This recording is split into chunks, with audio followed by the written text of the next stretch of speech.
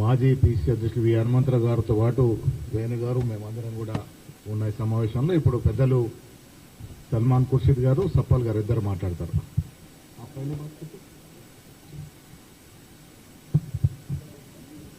Thank you. I can speak in English or Hindi, as you people prefer. Maybe I will speak in English to begin with, and if there are any questions in Hindi, I'll answer them in Hindi. The purpose of this press conference is part of a nationwide outreach to the press that we have tried, and this was targeted to be finished by the 21st and latest by the 22nd, which is today.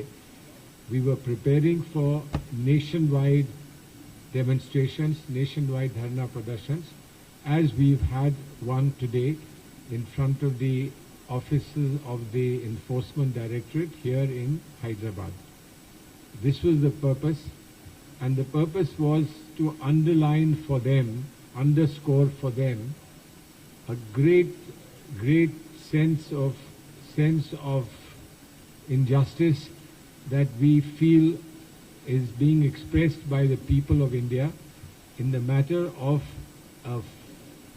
proper, transparent, objective investigation of the scams that relate to the market stocks, relating particularly to the company of the Adani group of companies. This has been going on for some time since the Hindenburg report first came, and now a follow-up report has come from Hindenburg, which relates to the nature of the relationship between people manning SEBI, the officials manning SEBI, and Adani, and therefore the focus is entirely on the head of SEBI, Mrs. Butch, who has been accused by Hindenburg of being directly financially involved in the stock exchange dealings of Adani and the Adani group. And this has raised a very major question mark. Now, as far as the Adani group is concerned, there is a backdrop to the controversy that has arisen, and the backdrop is that they have been singled out as a special favorite of the government of the day, particularly of the Prime Minister. And therefore, as a result of the favors that are being shown and the indulgence that is being shown to the Ambanis, to the Adani group, what has been happening is that many well-functioning entities in different fields, in different sectors, including airports, ports, and also media outlets, are being put under pressure by government agencies, particularly the ED and the CBI, put under pressure to divest their holdings, and the divesting of that holdings goes in the favor of the Adani group. This is the backdrop. There are many cases in which favors have been shown in terms of finances that have been generously given by banks, by investments that have generously been made by entities like LIC, etc., SBI Insurance Company, having participated in an extensive manner in the FPOs of Adani Enterprises. But that's the backdrop. The backdrop is a troubling backdrop.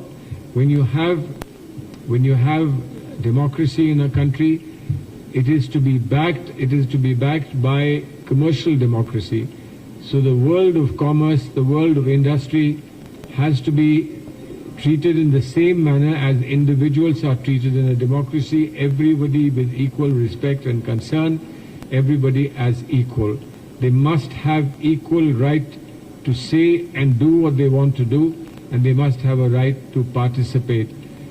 This has been seen that the standard measures for ensuring that there is objectivity in dealings of government and government units with anyone in business have been given a go-by, because things like open bidding, things like electronic bidding, etc., has been given a go-by, and special favors have been shown. But that is for us, a very worrying thing about the Indian economy. What the stock exchange scam did, as far as Adani Group was concerned, is the major question that arose, and the natural thing to do with the major question that arose was to actually appoint a JPC. No JPC was appointed. People had to rush to the Supreme Court. The Supreme Court ordered an inquiry, and that inquiry was handed over to SEBI, obviously SEBI being the market regulator, and SEBI was then to come up with an objective report. SEBI gave a report that virtually green flagged anything that the Adani Enterprises had done, and therefore there was obviously a great dissatisfaction and great deal of disappointment. Then comes the new report. Which puts in perspective what the SEBI investigation had done. The investigation that was to be done in 2 months was spread over 18 months. Then, of course, there is now very clearly a conflict of interest that the SEBI chairperson, who I mentioned just now, has invested funds in the part of 361 funds that Vinod Adani, Chang and Ehli used to launder the proceeds of over-invoiced power equipment to violate the rules of ownership that SEBI is supposedly investigating. So you could clearly see that there were dark areas which they were to investigate and make apparent, but that hasn't happened. Then, of course, within SEBI, like in any other organization, there are professional rules that prohibit conflict of interest of anyone taking advantage directly or indirectly from the very work that they are supposed to do objectively, etc.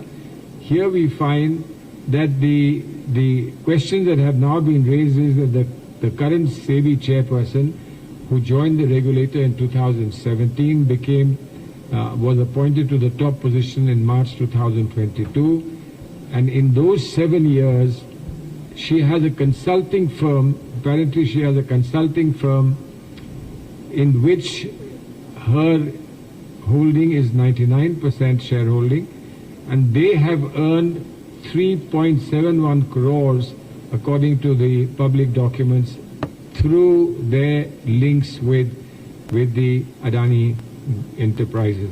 The chairperson in her statement said that the consultancy firms had been disclosed to SEBI and that her husband used these firms for his consulting business after retiring from Unilever. However, according to the company records for financial year March 2024, the SEBI chairman still holds shares in the consulting firm. So trying to put it at an arm's length does not work, because she still retains shares in the consulting firm, and therefore the profits may well have flown to her. But if the profits have come to her or not come to her is a question that she wants to answer in defense of herself. We believe that the best defenses could be placed before the JPC, because the JPC must adjudicate. Nobody can be a judge in their own cause. There has to be an objective adjudication and decision making, which is why we have been demanding a JPC. But the government is turned a deaf ear. Now this has caused enormous damage to the reputation of SEBI, which is the most important market regulator. It's also something that unfortunately has reached higher echelons of government and of constitutional authority, where our efforts to get accountability and an answer on the processes that are being involved to ensure that public confidence is maintained, those very efforts are now being questioned as our intent to destabilize the marketplace. Now, there could be nothing further from the truth, because a marketplace can be stabilized only with the truth, and all we are asking for is the truth, and that truth can only be ensured if there is a JPC. Of course, our leader, Mr. Rahul Gandhi, who is the leader of opposition in Parliament, has asked clearly why, being under a cloud, the SEBI chief has not resigned thus far. And of course, it follows that he wants clear questions, that the money of investors, public investors, is that money safe? We believe it is not safe if these kind of underhand dealings will continue. This is a very, very, very serious matter, and I hope that and we all hope that the government will behave with responsibility, though we can't really, going by the past behavior of the government, we can't really be expecting too much. Now, if the courts will intervene further, having been frustrated in their efforts to ensure that there is a transparent inquiry and investigation, then of course we have to wait to see if the courts will do something. Thank you very much. Mr. Sappal might want to add something to this. Hindi में बोल दो। Thank you Salman साहब। हम लोग सब जानते हैं कि गौतम अडानी हमारे प्रधानमंत्री मोदी जी के मित्र हैं। हम पूरा देश जानता है कि 2014 में जब वो प्रधानमंत्री बने थे तो गौतम अडानी के ही हवाई जहाज में दिल्ली आए थे। बड़ा बड़ा उस पर लिखा था अडानी। और हम सब जानते हैं कि पिछले 10 साल में, और ये 11वां साल चल रहा है अब, उन्होंने हर तरह से कोशिश की अपने मित्र को पनपाने की, उसको फायदा पहुंचाने की। अलग अलग देशों में जब समझौते हुए, जैसे ऑस्ट्रेलिया में कोयले का समझौता हुआ, तो सॉवरेन गारंटी, सरकार की ओर से गारंटी एक कंपनी के लिए दी गई। जब श्रीलंका में पोर्ट लेने की बात आई तो कहा गया श्रीलंकन गवर्नमेंट को कि ये पोर्ट अडानी को ही देना है। बाद में दबाव में उसको वापस लिया गया आरोप को। अगर बांग्लादेश के साथ कोई समझौता होता है पावर सेलिंग का, तो केवल एक ही कंपनी को परमिशन दी गई जो गौतम अडानी की कंपनी थी। अगर इजराइल के साथ भारत का समझौता होता है, स्ट्रेटेजिक समझौता, तो केवल एक ही कंपनी को परमिशन दी गई जो गौतम अडानी की। तो अपनी दोस्ती को प्रधानमंत्री मोदी बहुत अच्छी तरह से निभाते आए हैं। दूसरी बात जो वो करते आए हैं, मोदी जी के जो सरकार है, सरकार का चेहरा उनकी एजेंसीज हैं, उनकी ईडी है, उनके सीबीआई है, आईटी है। और हर बार हमने ये देखा है कि अडानी को फायदा पहुंचाने के लिए इन एजेंसीज का इस्तेमाल खुले तौर पे किया गया। बहुत सारे इंस्टेंसेस हम लोग देख चुके हैं देश के अंदर कि एनडीटीवी पर रेड की गई और एनडीटीवी अडानी के हवाले। अंबुजा सीमेंट पर रेड की गई, फाइनली अंबुजा सीमेंट अडानी के हवाले। अगर इंक्वायरी ईडी की शुरू की गई जीवीके के एयरपोर्ट पे मुंबई में, तो एयरपोर्ट अडानी के पास। अगर क्विंट अखबार जो वेबसाइट है उस पर रेड हुई, मालिकाना हक अडानी के पास। नेल्लोर में कृष्णापट्टनम पोर्ट आपके पड़ोस में है, उस पे हुई रेड, तो वो पोर्ट अडानी के पास। अल्ट्राटेक सीमेंट को इंक्वायरी में फंसाया गया और अल्ट्राटेक सीमेंट अडानी के पास। ऐसी बहुत सारी घटनाएं हैं जो लगातार एजेंसीज का इस्तेमाल करके अडानी को फायदा पहुंचाने का ये सरकार काम करती आई। लेकिन अभी जो हिंडनबर्ग की सेकंड रिपोर्ट आई, उससे एक नया खुलासा हुआ। जो हम लोग सोचते थे कि वो अडानी के प्रभाव में नहीं है। भारत की सबसे बड़ी रेगुलेटर एजेंसी सेबी है। 10 करोड़ इन्वेस्टर है भारत के अंदर, 10 करोड़। आम आदमी आजकल अपना इन्वेस्टमेंट स्टॉक मार्केट के अंदर करता है, इस विश्वास के साथ करता है कि ऊपर सेबी नाम की संस्था है जो देख रही है कि स्टॉक मार्केट में कोई गड़बड़ नहीं कर रहा है। अब पता चलता है कि जो सेबी की अध्यक्ष हैं माधवी बुच, वो भी अडानी कैंप से निकली है। अब पता चलता है कि माधवी बुच जब वो बनी, सेबी की पहले मेंबर बनी, बाद में अध्यक्ष बनी। मेंबर बनने से पहले उन्होंने अडानी के भाई विनोद अडानी का एक बेनामी फंड है, उस बेनामी फंड में इन्वेस्टमेंट किया। किसके कहने पे? उनके कोई मित्र हैं जो अडानी के ही डायरेक्टर थे।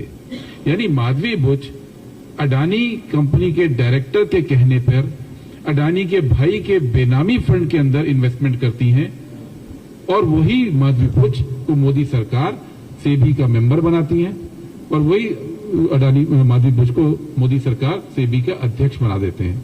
तो ये लिंक जो पहले से चले आ रहा था अडानी का, वो हिंडनबर्ग रिपोर्ट ने सबके सामने लाया। और आज ये सवाल खड़ा होना शुरू हुआ कि क्या, जो सवाल खड़ा हुआ कि जो माधवी बुच का अडानी से संबंध है कि नहीं, और माधवी बुच और उनके पति ने स्टेटमेंट जारी किया और ये स्वीकार किया कि पहले से ये कनेक्शन था, अब नहीं है। तो सवाल ये है कि अगर सेबी का अध्यक्ष लेटरल एंट्री के थ्रू बनाना था, तो क्या भारत सरकार को, मोदी सरकार को कोई भी ऐसा अफसर नहीं दिखा था जो किसी हमारे बैंक का चेयरमैन रहा हो, जो किसी मार्केट का बड़ी कंपनी का चेयरपर्सन रहा हो? माधवी बुच के पास कोई एक्सपीरियंस नहीं था, लेकिन उनको सेबी का मेंबर बनाया गया। और ये जो लिंक अडानी के साथ सामने आया है, अब इससे लग रहा है कि कहीं ना कहीं स्टॉक मार्केट का पैसा भी अडानी की तरफ भेजने की तैयारी इस देश के अंदर हो रही थी। ये बहुत बड़ा एक खुलासा हुआ है जिसके कि हम जांच की मांग कर रहे हैं। और हम जेपीसी की मांग क्यों कर रहे हैं? जैसा सलमान साहब ने अभी बोला, जेपीसी की मांग इसलिए कर रहे हैं कि सुप्रीम कोर्ट ने पिछले साल इंक्वायरी का आदेश दिया। 13 बेनामी फंड में इंक्वायरी होनी थी। उस इंक्वायरी की रिपोर्ट सेबी ने सुप्रीम कोर्ट को दी, और सेबी की तरफ से किसने दी? माधवी बुच ने दी। सेबी की चेयरपर्सन ने सेबी की रिपोर्ट सुप्रीम कोर्ट को दी, लेकिन सुप्रीम कोर्ट को यह नहीं बताया कि जिन 13 बेनामी फंड की जांच हो रही है उसमें एक में उनका भी इन्वेस्टमेंट है। ये बात वो सुप्रीम कोर्ट से छुपा गई। अभी उन्होंने बयान में बोला कि नहीं, मैं उस इन्वेस्टिगेशन से अलग हो गई थी, लेकिन सुप्रीम कोर्ट को उन्होंने ये बात नहीं बताई। सुप्रीम कोर्ट को उन्होंने ये बात नहीं बताई कि वो कि उनके पास फंड में निवेश था और वो जांच में शामिल नहीं थी। सुप्रीम कोर्ट को अंधेरे में रखा। इसलिए हमारा ये कहना है कि अब जांच जेपीसी की होनी चाहिए। तीसरी बात कि सेबी का ये बिल्कुल स्पष्ट नियम है कि अगर आप सेबी के पद पे होते हैं तो आप कहीं से मुनाफा नहीं कमा सकते, ऑफिस ऑफ प्रॉफिट नहीं ले सकते। माधवी बुच की कंपनी से उनको 3 करोड़ से ऊपर कंसल्टेंसी आती रही और ये उसको छुपाती रही। यह देश को नहीं मालूम, सुप्रीम कोर्ट को नहीं मालूम, इन्वेस्टर्स को नहीं मालूम। ये बहुत बड़ा वायलेशन है जिसकी वजह से उनकी जो इंटीग्रिटी है उसके ऊपर सवाल उठता है। और अगर सेबी जैसी संस्था जिसका काम है कि मार्केट में कोई गड़बड़ न कर पाए, सेबी जैसी संस्था जिसका काम है कि जो मार्केट में बड़ी बड़ी कंपनियां हैं उनके डायरेक्टर्स, उनके इन्वेस्टर्स जनता को घुमाने के लिए नाजायज तरीके से रेट ना बढ़ा पाए, जिनका काम ये देखना है कि स्टॉक मार्केट के अंदर बेनामी पैसा ना आए, अब पता चलता है कि उनकी सेबी की चेयरमैन का ही बेनामी पैसा लगता है, वही मुनाफा कमा रही हैं, वही सुप्रीम कोर्ट से बात छिपा रही हैं। इसलिए कांग्रेस पार्टी ने अब यह स्टैंड लिया है कि इसकी जांच जेपीसी से ही होनी चाहिए। और जेपीसी की हम मांग इसलिए कर रहे हैं, इस देश ने पहले भी जेपीसी देखी है। हर्षद मेहता का स्कैम हुआ था, केतन पारिक का हुआ था, यूटीआई का हुआ था, हर बार जेपीसी बनी थी। और जेपीसी के बनने के बाद पूरी इन्वेस्टिगेशन हुई और इस इन्वेस्टिगेशन से जो निकला निष्कर्ष, सजा तो जो हुई सो हुई। स्टॉक मार्केट को सुरक्षित बनाने के लिए उपाय भी खोजे गए और उन उपायों के चलते आज भारत का स्टॉक मार्केट मजबूत हुआ है। हर्षद मेहता के टाइम पे भी, केतन पारिक के टाइम पे भी स्टॉक मार्केट में बड़ी तेजी से ग्रोथ हो रही थी। आम आदमी फायदा उठाने के लिए खूब इन्वेस्टमेंट कर रहा था। फिर एक दिन ऐसा आया कि सब कुछ भरभरा के गिर गया। कांग्रेस को चिंता है कि अब सेबी जिस तरह से चल रही है, जिस तरह से उसके अध्यक्ष पे क्वेश्चन मार्क लगा है, जिस तरह से अडानी का लिंक सामने आया है, कल ऐसा ना हो कि बढ़ता हुआ स्टॉक मार्केट फिर भरभरा के ना गिरे, उसके अंदर 10 करोड़ लोगों का नुकसान होगा। इसलिए जेपीसी की हम डिमांड कर रहे हैं और जेपीसी की डिमांड के लिए आज हमने ईडी के दफ्तरों के बाहर पूरे देश में धरना प्रदर्शन किया है। इसलिए किया है क्योंकि ईडी का काम है बेनामी की जांच करना और बेनामी का आरोप माधवी बुच पे लगा है, सीबी चेयरपर्सन पे, जिसकी तरफ ईडी एकदम खामोश है, रिजर्व बैंक खामोश है, वित्त मंत्रालय खामोश है, सरकार की ओर से कोई नहीं आया। केवल एक स्टेटमेंट माधवी बुच और उनके पति का आया था कि मैंने खुलासा कर दिया था सेबी को और मैं किसी भी जांच को पेपर सौंपने को तैयार हूं। हैरानी की बात है 10 अगस्त से आज 22 अगस्त हो गई, वो तो जांच को सौंपने को तैयार है पेपर, लेकिन भारत सरकार कोई जांच करने को तैयार नहीं है। तो इस फर्जीवाड़े के खिलाफ आज कांग्रेस पार्टी का आंदोलन शुरू हुआ है। सुना ना आपका आधा मीटर में भी इन्वेस्ट कर रहा है, तो कांग्रेस गवर्नमेंट नहीं मैं समझा नहीं। कांग्रेस गवर्नमेंट यहाँ है, लेकिन जो हमारा प्रदर्शन है वो इस बात का है प्रदर्शन कि जो सेंट्रल गवर्नमेंट की एजेंसीज हैं, वो एजेंसीज अपना काम पूरी तरह करें। उसका यहाँ की सरकार से कुछ लेना देना नहीं है। मेरे लिए तो एक सौभाग्य की बात थी कि मैं आज मुख्यमंत्री महोदय के साथ ईडी के प्रदर्शन में गया। जो प्रदर्शन हुआ, जो हमारा वहां पर डेमोन्स्ट्रेशन हुआ, उसमें मुझे उनके साथ जाने का अवसर ये प्राप्त हुआ। नॉर्मली ऐसा होता नहीं है कि मुख्यमंत्री कोई किसी प्रदर्शन में पहुंचे, लेकिन ये इतना बड़ा सवाल देश के सामने है और सेंट्रल गवर्नमेंट पर इतना बड़ा प्रश्न चिन्ह लगा है कि इसमें हर व्यक्ति को, जो राष्ट्रभक्त है, उसको हर व्यक्ति को ये अनिवार्य हो जाता है कि वो जाए और इस बात को कहे। और हम बड़े सम्मानित अपने आप को पाते हैं कि हमारे मुख्यमंत्री जी ने भी इसमें भाग लिया और हम सबको लीड किया इसमें। एक मिनट इस पे एक बात मैं और जोड़ देता हूं। कांग्रेस पार्टी की स्पष्ट नीति है, राहुल गांधी जी ने पहले बोला भी है, हम कॉर्पोरेट सेक्टर के खिलाफ कभी नहीं थे। जब से कांग्रेस पार्टी ने आजादी के बाद सत्ता संभाली, इस देश का कॉर्पोरेट सेक्टर फला फूला, आगे बढ़ा, क्योंकि कॉर्पोरेट सेक्टर की भी भागीदारी है। इसलिए कॉर्पोरेट सेक्टर के हम खिलाफ नहीं है। हम विरोध किसका कर रहे हैं? जब आप हाथ मरोड़कर दूसरों का किसी एक को फायदा पहुंचाते हैं, जब आप एजेंसीज का इस्तेमाल करके नाजायज तरीके से देश की प्रॉपर्टी किसी को देते हैं, तब हम विरोध करते हैं। अगर सही तरीके से कोई पूंजीपति, कोई कॉर्पोरेट इन्वेस्टमेंट लाता है, उसका कभी कांग्रेस पार्टी ने कभी विरोध तो किया नहीं। तो स्पष्ट है, हमारा स्टैंड क्लियर है कि जहां पे गड़बड़ हुई है उसकी आप जांच कीजिए। जहां पे मोदी सरकार ने नाजायज फायदा अडानी को दिया है, उसकी जांच होनी चाहिए, वो रुकना चाहिए। जी आप बताएं।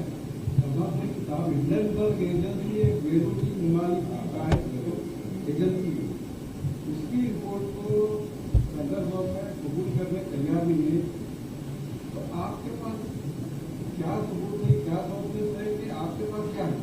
बाहर की कंपनी पे डिपेंड है आप? नहीं, हम उन पे डिपेंडेंट नहीं है। एक रिपोर्ट आई है और वो पूरे विश्व के सामने है। अगर वो रिपोर्ट झूठी है, गलत है या फर्जी है, तो जिसके खिलाफ वो रिपोर्ट आई है उसको उस पर कार्रवाई करनी चाहिए। हम तो सिर्फ ये कह रहे हैं कि जेपीसी हो, जेपीसी में जो भी सच्चाई है वो सामने आएगी। अगर रिपोर्ट गलत है तो वो बात भी सामने आएगी, उसके लिए भी लोग पहुंचेंगे कहने के लिए। और वो बात अगर सही है, सच है, तो वो बात भी सामने आ जाएगी। तो जो आदमी ने कोई गलती नहीं की होती, वो जेपीसी से नहीं डरता है। वो कहता है कि सब खुला है, मेरा एक खुली किताब है मेरा जीवन, आप जो चाहो इसमें पढ़ लो, जो चाहो इसमें से निकाल लो, मुझे कुछ छुपाना नहीं है। लेकिन जब कोई छुपाता है तो हमको ये संशय होता है, हमको ये इस बात का एहसास होता है कि कोई तो बात है जिसको ये छुपा रहे हैं। क्यों छुपा रहे हैं, ये सवाल है। अगर खुलेआम आके कह दें कि ये सच्चाई है, तो हम लोग सब उसका स्वागत करेंगे, हम सब उसका इस्तेमाल करेंगे। थैंक यू अंदर के। Thank you very much.